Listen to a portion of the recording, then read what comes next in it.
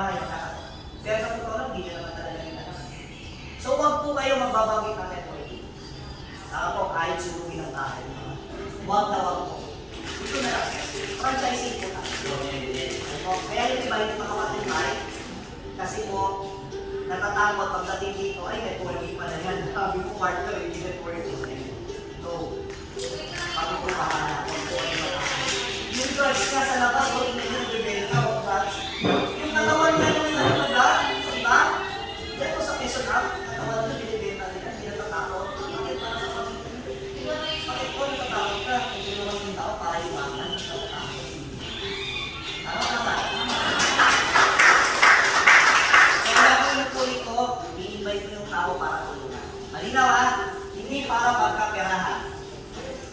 So, pag nadala mo dito, kung isipin may pera o wala, pagpunta mo dito, nag-join, 2,500.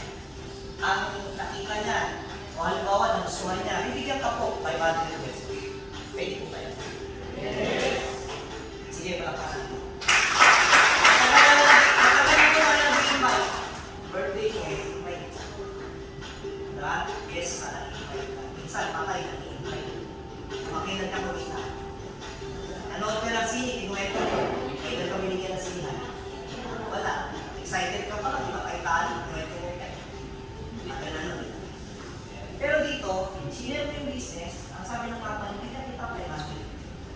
Sarap, di ba? Sinero mo yung blessings, ikaw pa binigyan ng kapal. Okay? So, kada 2,500, 500 pesos sa'yo. Pwede na yan, ha?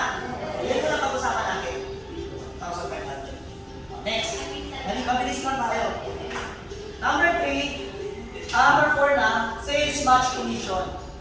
Every time daw magkakaroon ng 1 left, ito po formula, 1 left at 1 right, income. Hindi nyo na kailangan ng x to the second power or close parenthesis. Diba? So, hindi na yan algebra, hindi na kailangan. Diba? Hindi nyo nagamit yun sa